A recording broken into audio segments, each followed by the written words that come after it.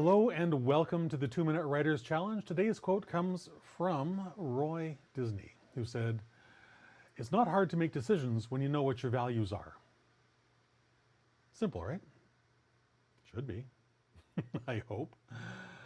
My name is Christopher D'Armani, as I said, and it is my purpose, my pleasure, and my passion to empower aspiring Christian nonfiction writers to share their trauma to triumph journey using a complete, detailed roadmap for writing success, because it's the easiest way to make the impact you know you were born to make. When you're clear about your core values, it's easy to make the decisions that further your life's goals, that further your writing goals, that further any goal you have that you want to achieve, to bring yourself that sense of fulfillment that you're looking for. Embrace the activities that move you closer to these objectives and distance yourself from those things that don't. So this is where I'm going to attack television just for a moment. It's not that I'm against watching television. I'm simply against watching television before you've achieved those other goals. So if you haven't sat down to write yet today, turn the darn TV off and get to it. You're never going to achieve that finished first draft, that finished final draft, if you don't sit down and write. I know that sounds like some miraculous weird thing, but it's true. You sit down and you write, your book gets finished. It's inevitable. Watching television does not help you achieve that.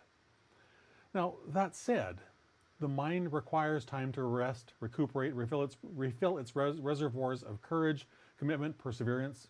So do what you must to make that happen.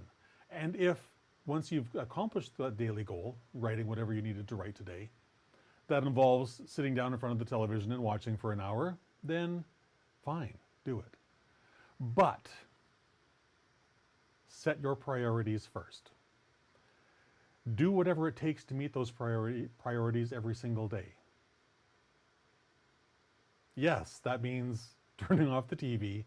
That means, not washing the car. That means not doing all those things you do to distract yourself, to procrastinate from doing the one thing you know you must do. And now sit down and write. So once you've accomplished that, if there's time to do something else, then great, go do it. But if it takes everything you have to get those words written today and you fall into bed exhausted, mentally, emotionally, physically, spiritually perhaps, then do that. Television can wait for some other time, for some other day. Your book is so very important because, well, there's someone out there waiting for it, and if you don't write it, they're left hanging in that misery, despair, all the crap that you went through and you don't want them to go through as well. But even more important than writing the book for them is keeping your word to yourself. If you've done what I've asked you to do in previous videos, schedule your writing sessions, show up at the appointed hour, write and do that whether you feel like it or not. You need to keep your word and do those things. You must keep your word and do those things. Let me just get to the right place here. My apologies. Matthew 6:33, really great verse for this. "But seek first the kingdom of God and his righteousness, and all these things shall be added to you." What does that mean? It simply means set your priorities, work really hard at them, and achieve your goals. Work really hard to do the things you know you must do. So schedule that writing session. Show up at the appointed hour. Write, whether you feel like it or not. Because how you feel about writing today is utterly irrelevant, completely meaningless.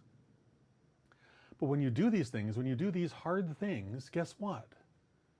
Your book gets finished.